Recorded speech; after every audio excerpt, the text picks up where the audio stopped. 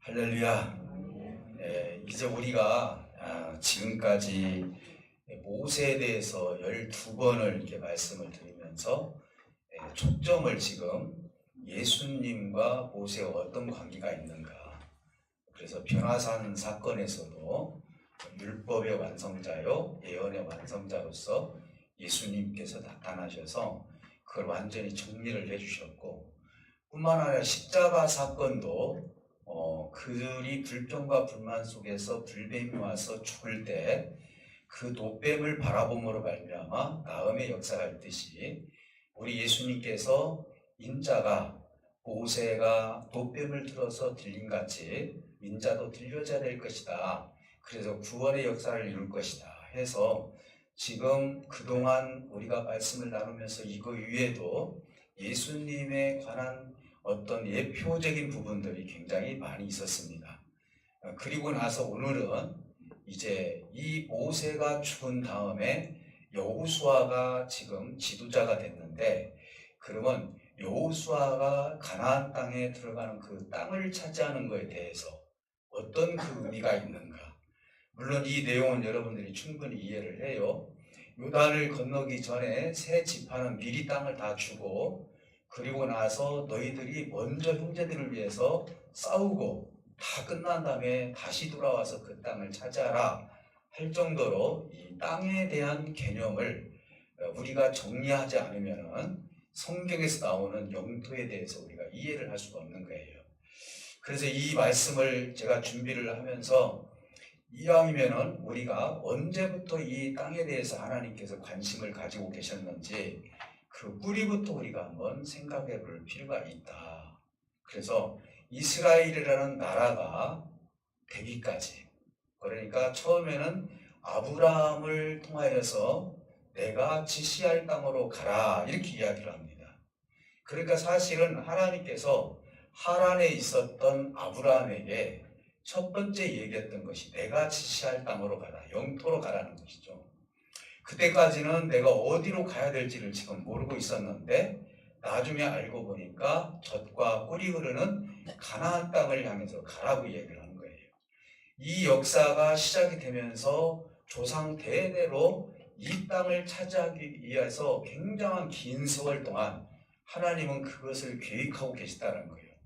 단순히 지금 이스라엘 백성들이 우리가 이제는 고생 끝에 우리 영토를 확보했다, 우리가 만약에 이 수준으로 우리가 생각을 한다면은 하나님이 생각하시고 계획하시는 것에 대해서 우리는 너무 모를 수밖에 없다는 거죠. 단순한 한 면만 보고 생각할 수밖에 없다는 거예요. 그래서 제가 오늘은 인간이 말하는 영토 그리고 하나님께서 생각하는 영토의 차이가 무엇인가. 요즘 많은 나라가 땅 때문에 시끄럽지 않습니까? 우리나라도 보면은 땅 때문에 얼마나 시끄럽고 사건들이 많이 있고 그렇지 않습니까? 그래서 좋은 땅을 차지한 사람들은 그저 돈방석에 앉는 사람도 있고, 그런 땅이 되지 않은 사람들은 헐값으로 파는 그런 것도 있지 않습니까? 우리가 살다 보면은 어떤 땅이 좋은 땅이고 어떤 땅이 나쁜 땅인지 우리 인간 스스로가 그런 어떤 발전을 통해서 알아갈 수가 있죠. 근데 우리가 사는 이 영토, 이 땅과 하나님이 지금 말씀하시는 땅은 현격하게 차이가 난다는 거예요. 그러면 왜 가나안 땅에 그렇게 하나님께서는 들어가라고 말씀을 하셨을까? 그것은 바로 이 영토를 통해서 하나님의 영토, 하나님이 생각하는 나라, 그것을 교훈하기 위해서는 우리가 사는 영토에 대해서 하나님은 계획을 가질 수밖에 없다는 것이죠. 그래서 이 나라가 되기까지는 우리가 쭉 열거를 해보면 아브라함, 이삭, 그리고 야곱이 나중에는 이제는 요셉을 낳아서 요셉이 애굽의 총리가 되고, 또 그 기근 가운데서 아버지가 70명을 데리고 애굽으로 갔는데 고센 땅에서 430년 동안 살다 보니까 엄청난 숫자가 늘어났다는 거예요. 백성의 수가 늘어나는 것이죠. 하나님은 지금 이 백성들을 나라로 만들기 위한 하나님의 작정이 그 속에 들어있었다는 거예요. 비록 종살이를 하였지만 그러나 이제는 애굽에서 430년 동안 고생한 뒤에 모세를 통해서 다시 광야로 나오게 되었고, 광야에서 40년 동안 그들이 연단을 받고, 이제 모세가 죽고 나서 이제 드디어 하나님이 원하시는 이제 가나안 땅에 다다르게 되었다는 것이죠. 그러면서 이제 나라로서의 그런 면목을 갖게 되었어요. 국가라는 것이 세 가지 요소가 있습니다. 뭐 다르게 생각하시는 분도 있습니다. 국가는 반드시 영토가 있어야 돼요. 그리고 백성이 있어야 되고, 그리고 그 백성들에 대한 주권이 있어야 되는 것이죠. 지금 이들에게는 백성도 있어요. 주권도 있어요. 하나님이 지금 주관하고 계시니까. 근데 뭐만 없습니까? 영토만 없을 뿐입니다. 그러니 아브라함 때 약속했던 그 영토를 수많은 세월이 지난 다음에 여호수아를 통하여서 이스라엘 백성들이 드디어 가나안 땅에 들어가는 모습을 오늘 본문에서 우리가 보게 되는 것입니다. 그렇다면 영토 확보와 이 인물들을 통하여서 하나님이 왜 이것을 그렇게 중요시 여겼는지 몇 가지를 우리가 한번 살펴볼 필요가 있습니다. 하나는 여호수아라는 인물에 대해서 우리가 한번 생각해 볼 필요가 있어요. 여러분들이 생각할 때 여호수아가 땅을 차지했다 이렇게도 틀린 이야기는 아니지만은 하나님은 사실은 그 뒤에 하나님이 계신다는 것이죠. 모세가 아무리 홍해를 갈라도 그 뒤에는 누가 계십니까? 앞에서부터 갈라주셨던 하나님이 계셨다는 것이죠. 그렇지만 하나님은 인물을 통하여서 하나님의 뜻을 계속 관철시키고 있다는 거예요. 그래서 여호수아라는 인물도 굉장히 중요한 인물 중에 하나이다. 그러면은 이 여호수아는 지도자로서 미리 준비된 사람이라는 것을 성경을 통해서 우리는 얼마든지 찾아볼 수가 있는 거예요. 물론 어느 날 갑자기 하나님께서 불러서 그렇게 쓰시는 경우도 있겠지만은 이것은 민족의 대이동이기 때문에 그저 어느 날 갑자기 한 사람을 세워서 모세가 죽었으니 네가 다음 대를 이어라 이렇게 하신 것이 아니라 여호수아는 40년이라는 세월 동안에 어떤 일들이 있었는지 이걸 우리가 한번 생각해 보지 않으면 여호수아의 중요한 점을 우리가 알 수 없는 것이죠. 그것을 우리가 보면 처음에 민수기 13장 8절 14장 6절에 보면 여호수아라는 사람의 이름이 원래 호세아라는 이름을 가지고 있었어요. 그런데 이 이름을 바꿔준 사람이 바로 모세예요. 그러면 여호수아라는 이름의 뜻은 뭡니까? 여호와께서 구원하시다 이런 뜻이에요.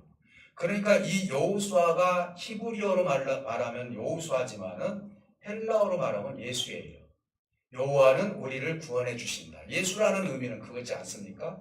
그러니까 굉장히 중요한 인물이 될 수밖에 없는 거예요. 이름이 바꿔졌다는 것은 그만큼 모세가 영적으로 그것을 봤을 때 성경에 정확히 써있지는 않았지만은 그걸 통해서 여호수아를 세워주었거나 이름을 바꿔서 세워줬다는 사실을 알 수가 있는 것입니다. 그것뿐만 아닙니다. 출애굽기 17장에 보면은요, 최초로 이스라엘 백성들이 이제 애굽에서 출발을 해가지고 처음으로 전쟁이 일어난 사건이 하나 있어요. 이건 유명한 전쟁이지 않습니까? 아멜렉과의 전쟁이죠. 그때 모세는 여호수아를 앞세웠습니다. 여호수아 장군을 그 앞에 세워서 용감히 싸울 수 있는 믿음이 있었기 때문에, 그래서 모세는 아론과 홀과 함께 높은 산에 올라가서 하나님께 기도를 했고, 여호수아는 전쟁터에서 아멜렉과 전쟁을 하게 되는데 끝내는 결국은 대승을 거두는 그런 일들이 여호수아에게 있었다는 것이죠. 그러니까 여호수아는 죽음을 두려워하지 않았다는 것입니다. 모세가 이것을 가서 네가 전쟁터에 앞서서 가라 했을 때는 믿음으로 나갔다는 것입니다. 그만큼 믿음의 사람이었고 이름 그대로 여호와께서 전쟁에서 구원을 해 주셨다는 사실을 증명하고 있는 것입니다. 그것뿐만 아니라 그 전에 모세가 시내산에서 십계명을 받을 때도 그 옆에서 수종을 들었던 분이 바로 여호수아였다는 사실을 우리는 알 수 있습니다. 어떻게 보면 모세는 누구보다도 여호수아를 어떻게 보면 볼 때마다 하나님의 은혜를 생각했습니다. 이름이 그러기 때문에 여호수아는 우리를 구원한다는 뜻을 가지고 있기 때문에 우리 하나님은 우리를 구원해 주시는구나 하면서 여호수아만 보면은 모세는 항상 안정감을 취했고, 물론 하나님을 믿었지만 그를 보고 나와 함께 동역하는, 수종들은 여호수아를 굉장히 아끼고 사랑하는 모세의 모습을 보게 된 것입니다. 모세는 수종자로 손색이 없을 정도로 여호수아가 훈련을 어떻게 받았는지를 너무나 잘 알고 있었습니다. 또한 여호수아는 이런 일도 있었죠. 12명의 이 지파의 대표들이 가나안 땅을 정복하고 나서 10명의 사람들은 이제는 똑똑히 다 그대로 얘기를 했지만은 불행한 얘기를 하기 시작합니다. 우리는 거기 가면 죽을 것 같다고 이야기하지만은, 그러나 이제는 여호수아와 갈렙은 뭐라고 얘기합니까? 하나님이 우리에게 그들을 붙여주셨으니 우리가 밀고 들어가면은 하나님께서 함께 해줄 것입니다. 하나님은 미리 그곳에 계십니다라고 긍정적인 믿음을 이야기를 했던 바로 우리 여호수아하고 갈렙이었습니다. 그러니까 여호수아는 한 번도 믿음이 없는 행동을 한 적이 없었다는 것을 우리가 알 수가 있는 것입니다. 사랑하는 성도 여러분, 여호수아는 우리가 생각하는 모세의 어떤 수종자, 어떻게 보면 그냥 작은 일을 돕고 아니면은 주변에서 어떤 식사를 할 때나 옷을 갈아입을 때나 무엇을 할 때 옆에서 도와주는 그런 수종자가 아니었다는 것이에요. 말 그대로 종이라는 개념은요, 밥을 하는 종이 있고요, 신발을 신겨주는 종이 있고요, 무엇인가를 가르쳐주는 종이 있어요. 어떻게 보면 이런 종이 아니라는 것이죠. 이런 수종드는 자가 아니라 여호수아는 모세의 마음을 깨트려 볼 수 있는 마음을 가지고 있었다는 것입니다. 그 예를 본다면 모세가 하나님과 통행을 할 때 어떤 말을 했을 때 모세가 무슨 의도로 이런 얘기를 했는지에 대해서 아는 거예요. 여러분, 회사에서도요, 누가 유능한 사람입니까? 사장님이 예를 들어서 무슨 얘기를 하고 의도적인 얘기를 했을 때, 사장님이 지금 이것을 얘기하고 있구나라는 것을 빨리 깨닫는 사람이죠. 이것이 지금 여호수아에게는 있었다는 거예요. 뿐만 아닙니다. 그는 모세에 수종될 때 그가 근심하고 염려할 때도 항상 이루가 되었었고, 그리고 항상 여호수아가 모세의 수종된 자로서 항상 그 뜻을 이루어드리는데 부족함이 없는 사람이었습니다. 그는 상당히 지혜로운 사람이었습니다. 그렇다면 오늘 이 부분을 놓고 우리가 또 한 가지를 얘기를 해봐야 될 문제가 있습니다. 지도자 모세가 죽고 나서 지도자 여호수아가 세워졌습니다. 그러면은 이 지도자가 바뀔 때마다 하나님의 뜻이 바뀌어졌느냐, 이걸 우리가 한번 살펴볼 필요가 있어요. 오늘 제가 서두에 말씀드렸던 것처럼 아브라함에게 지시할 땅으로 가라, 젖과 꿀이 흐르는 땅으로 가라 했는데 그 언약이 지금까지도 이어지는 걸 놓고 본다면은 지도자가 바뀌었다 해서 하나님의 뜻이 바뀐 적이 한 번도 없다는 것입니다.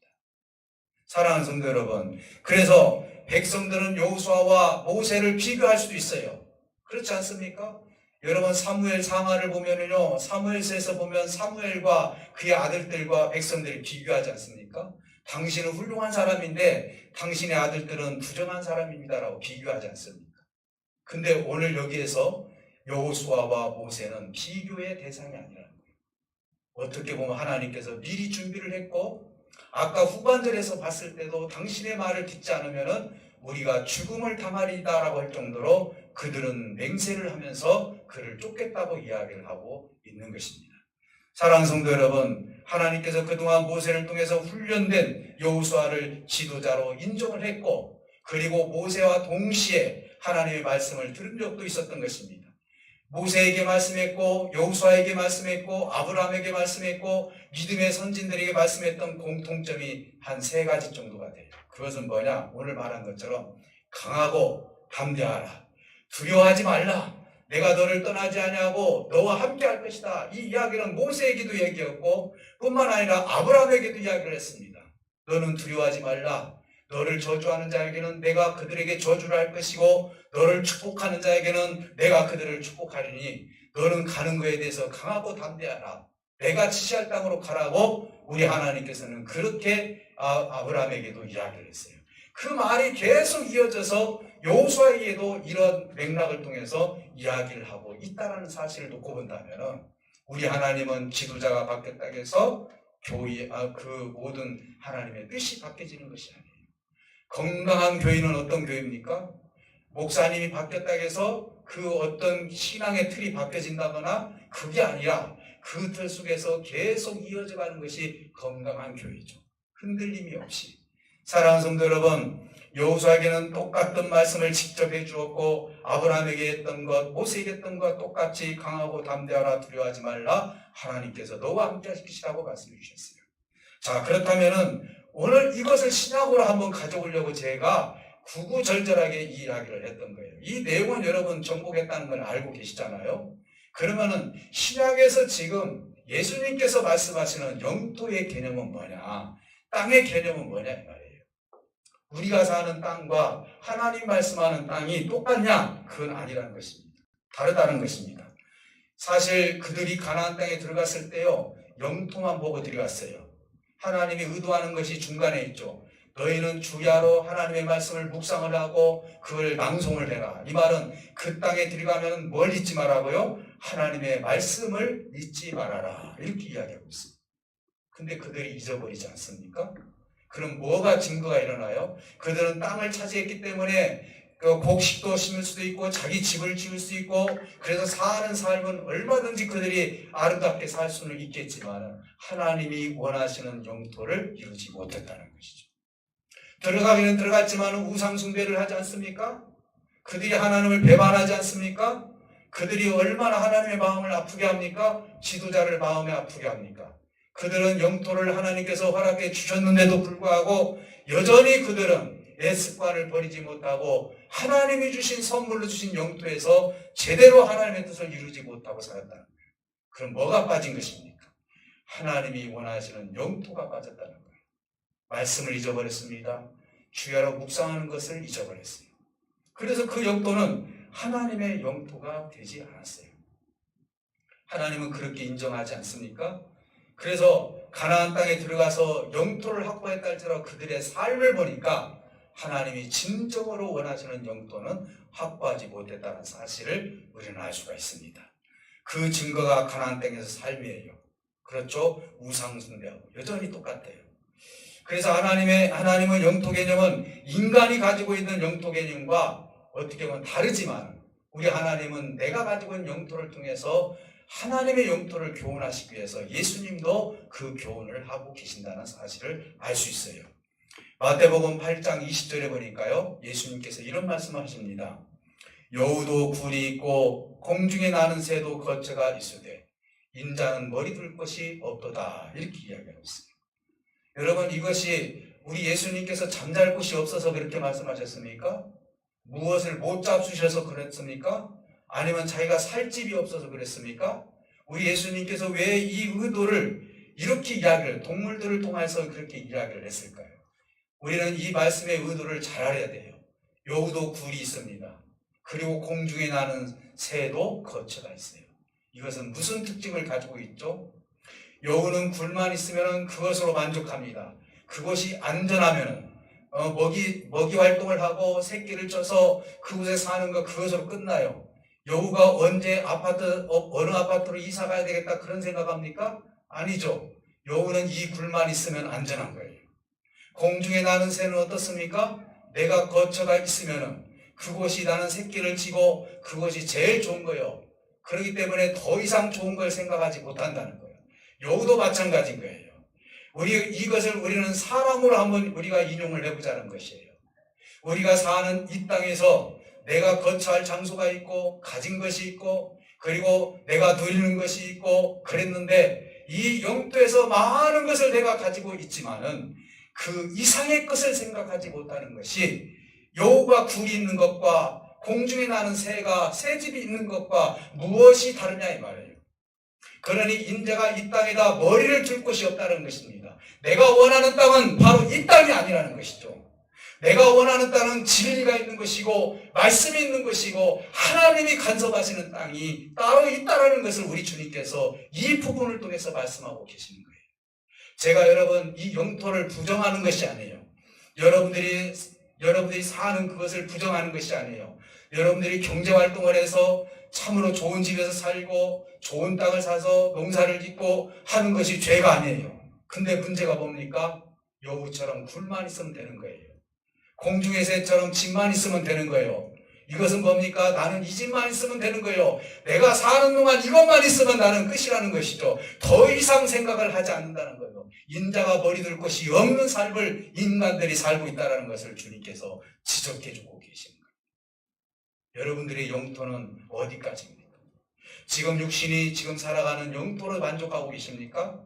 아니면은 하나님의 나라의 영토를 지금 여러분 확보하고 계십니까? 그 땅은 얼마나 큽니까? 천국은 침노하는 자의 것이라 했는데 여러분들은 얼마만큼 천국을 지금 침노하고 계십니까? 침노해서 내 땅을 얼마나 지금 차지하고 계십니까? 우리 하나님은 이걸 얘기하고 있는 거예요. 이스라엘 백성들이 가나안 땅에 들어가서 실수했던 것이 바로 그거예요. 하나님의 말씀이 없이 먹고 마시고 시집가고 장가하고 자기가 있는 그대로 사는 그 자체가 행복하니까 하나님을 잊어버린 것이죠. 이것이 바로 하나님이 원하는 영토가 아니라는 거예요. 현재 이 세상도 하나님이 원치 않는 영토도 있다는 거예요. 그러나 우리의 믿음의 사람들은 이 세상에 같이 동시에 살면서도 하나님이 원하는 영토 속에서 사는 사람들도 있을 수 있다는 것을 주님은 말씀하고 있는 것입니다. 사랑하는 성도 여러분, 그렇다면 하나님이 말씀하시는 영토는 어떻게 우리가 확장을 해야 되느냐, 그리고 하나님이 원하시는 영토가 어떻게 확장되는지, 그러다 마태복음 5장 5절에 이렇게 말씀하십니다. 팔복에 보면은요, 온유한 자는 뭐라 하겠습니까? 복이 있나니 그들이 땅을 기업으로 받을 것이며. 여러분, 온유한 자들이 얼마나 많습니까? 그런 한 10,000평도 있어야 되고 30,000평도 있어야 하잖아요. 하나님 믿었더니 온유해졌어요. 그럼 내 땅이 더 넓어져야 되는데 지금 육신의 땅은 없잖아요. 제가 여러분 무시하는 것이 아니라 온유한 자는 땅을 차지한다는데 대체로 이 땅이 지금 어떤 땅이냐 이 말이에요. 우리가 어떻게 그 땅을 지금 우리가 찾아야 되고 그 땅은 우리가 확보를 해야 되느냐. 주님은 이 팔복을 통하여서 온유한 자가 어떻게 땅을 차지하는지에 대해서 말씀하고 있는 것입니다. 그러면 우리는 온유함과 땅은 어떤 관계가 있는지에 대해서 이야기를 해볼 필요가 있는 거예요. 여러분, 세상은요, 욕심과 욕망이 있으면요 절대로 하나님의 뜻을 이루어드릴 수가 없는 거예요. 우리는요 욕심을 버려야 돼요. 인간이 가지고 있는 욕망을, 물론 욕망이 없으면 안 되겠지만은 그것이 죄를 질 만큼의 욕망을 가지고 내가 산다면요 이거에 대한, 세상에 대한 만족함이 없이 살 수밖에 없는 거예요. 그럼 여기서 말하는 온유라는 것이 무엇인지에 대해서 우리가 한번 생각할 필요가 있습니다. 온유는 뭡니까? 하나님의 관계 속에서, 진실한 관계 속에서 불의를 바라보는 거예요. 근데 온유하지 못한 사람들은 어떻습니까? 그냥 그걸 보고 실망하는 거예요. 하나님, 나는 지금 20년간 예수를 믿었고 하나님께 드려진 것이 얼마나 있고 하나님을 위해서 헌신한 것이 얼마나 있는데 나는 예수 믿지 않는 사람들보다도 왜 내가 지금 못 살아야 됩니까? 왜 나는 아파트 한 채도 없고 나는 왜 이렇게 살아야 됩니까? 라고 우리가 그 불의한 사람들의 재물을 통해서 불효하고 실망하고 낭망하고 하나님을 원망하는 것은 온유한 자가 아니라는 것이죠. 온유한 자는 어떤 자입니까? 하나님의 뜻 안에서 불의한 세계를 바라보면서 하나님의 뜻을 관철시키는 것이 온유한 자라는 거예요. 이런 사람들은 하나님의 땅을 확정해 나갈 수 있는 사람이라고 성경은 그렇게 말씀하고 있습니다. 여러분, 그러면 오늘 온유한 자 주변에는 뭐가 많이 있어야 됩니까? 부동산이 많이 있어야 됩니까? 아니죠. 온유한 자의 주위에는 사람이 많이 있어요. 하나님을 믿는 사람, 진실한 사람, 정말 나를 통해서 하나님을 내가 그리워하고 어떻게 하면 내가 하나님을 더 알 수가 있습니까? 성경 봤더니 내가 이것이 이해가 되지 않아요. 목사님 이것 좀 설명 좀 해주세요 하면서 그가 자꾸 하나님에 대해서 알아가려고 했을 때 온유한 자를 통해서 그는 또 땅을 차지하는 거예요. 지금 하나님이 제시한 땅은요 보이지 않는 땅이에요. 지금 우리가 눈으로 보는 땅은 보이지만요 앞으로 이루어질 땅은 현재 내 눈으로 보이지 않지만은 그 나라에는 뭡니까? 하나님을 직접 보기 때문에, 천국을 침노한 대로 내가 땅을 차지하기 때문에 그 나라의 거룩한 땅을 내가 차지하는 날이 분명히 있다는 사실을 성경은 우리에게 말씀하고 있는 거예요. 사랑하는 성도 여러분, 오늘 우리는 무엇보다도 온유한 자가 되어서 내 주변에 많은 사람들이 물려들 수 있도록, 내가 그리스도의 향기를 드러냄으로 말미암아 하나님의 나라가 여러분 마음속에서 계속 이루어질 수 있도록, 여러분들이 가는 곳곳마다 그것이 하나님의 땅이 되어야 된다는 거예요. 그래서 땅의 개념은요, 사람이에요. 온유한 자는 사람을 차지하는 거예요. 내가 억지로 차지하는 것이 아니에요. 내가 뭘 사줘서 차지하는 것이 아니에요. 돈을 줘서 차지하는 것이 아니에요. 그 속에 하나님의 향기가 있고 그리스도의 모습이 나타났을 때 그 사람들은요, 절대로 거기에 매력을 느끼면서 그를 찾게 돼 있는 거예요. 당신을 보니 하나님을 본 것 같습니다 하면서 온유한 자는 차근차근히 하나님의 사람들을 만들어가는 거예요.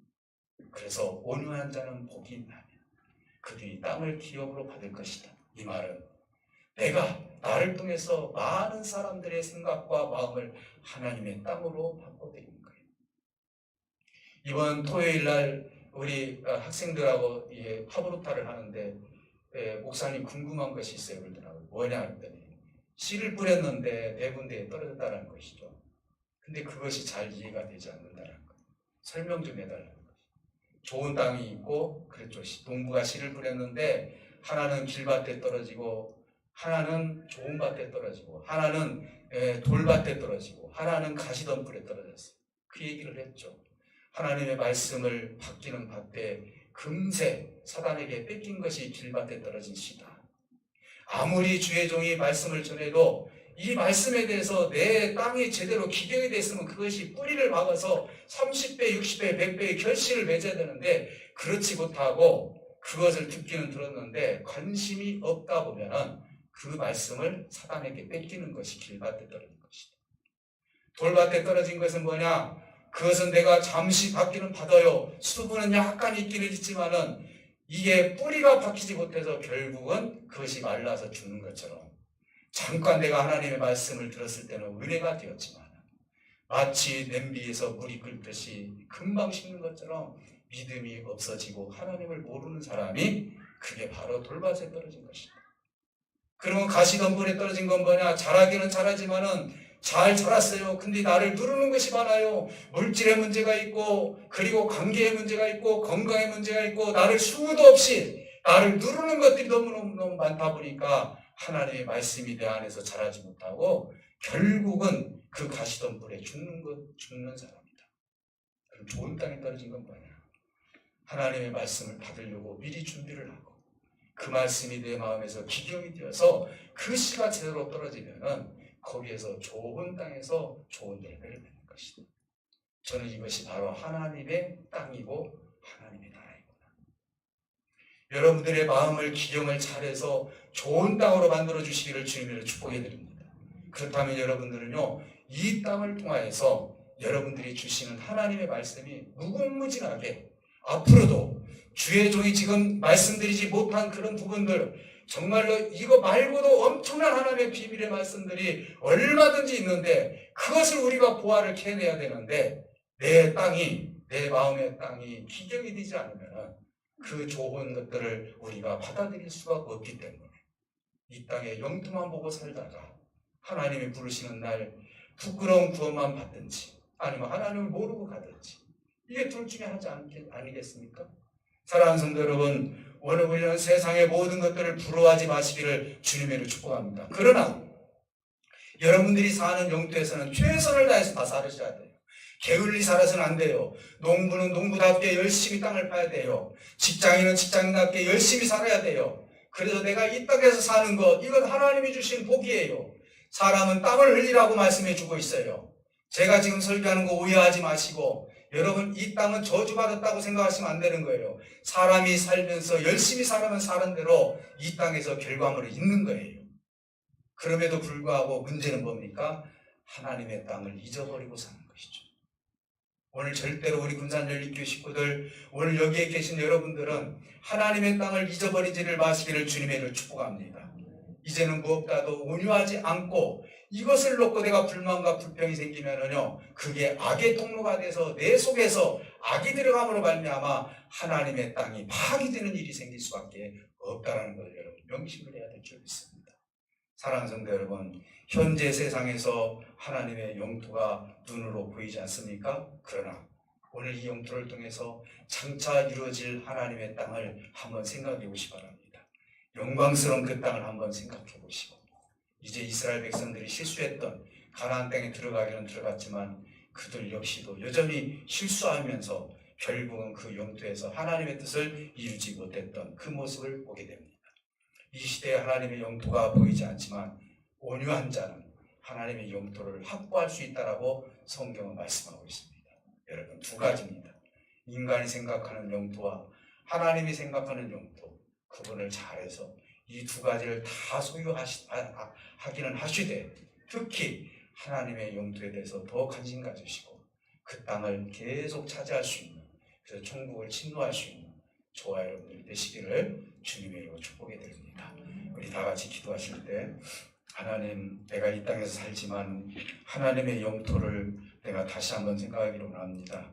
이제 아브라함에게 너는 젖과 꿀이 흐르는 가나안 땅으로 가라고 했습니다. 그게 무슨 뜻인지를 우리가 알고 우리가 결국은 들어갈 땅이 하나님의 땅이라는 사실을 알았사오니 오늘 이 시간 우리에게 이 말씀을 통해서 여우도 굴이 있고 그리고 공중에 나는 새도 거처가 있는데 이것으로 만족하는 인생이 아니라 하나님이 머리둘 곳으로 만들어서 하나님의 땅으로 바꿀 수 있는 지혜가 우리에게 있게 해달라고 우리 다 같이 기도하십니다. 살아계신 하나님 아버지, 감사합니다. 오늘 온유한 자가 땅을 차지할 것이라고 말씀하신 아버지 하나님, 오늘 영토를 어떻게 확장해야 될 것인지를, 그리고 두려워하지 아니하고 담대하게 우리 하나님께서 그 길을 가라고 하신 아버지 하나님, 나를 통하여서 많은 생명들이 복음의 역사를 받아들이고 하나님의 땅이 확보가 되고 내 주변에는 많은 사람들이 있게 하여 주셔서 그들에게 하나님의 땅을 선포하고 그들을 통하여서 하나님 나라가 확장을 될 수 있도록 인도하여 주시기를 원합니다. 우리 땅, 우리 마음의 땅이 기용이 잘 되어서 30배, 60배, 100배의 결실을 맺어서 주님의 뜻을 이룰 수 있도록 은혜를 덧입혀 주시고 하늘문을 활짝 열어주셔서 오늘 이 시간 이 땅에 살지만 하나님의 영원한 땅을 바라보면서 소망과 그리고 아버지의 참된 믿음을 가지고 한 걸음 한 걸음 걸어갈 수 있는 우리 모두가 될 수 있도록 은혜를 베풀어 주시옵소서. 두려워하는 자에게는 두려움이 없게 하여 주십시오. 담대함이 없는 자에게는 담대함을 주시고 하나님께서 함께 하신다는 사실을 믿고 아버지 하나님 좌로나 우로나 흔들리지 않고 주님의 길을 걸을 수 있는 저들의 삶이 될 수 있도록 은혜를 베풀어 주셔서 하나님의 영토로 확보할 수 있는 우리 모두가 되게 하여 주시옵소서. 예수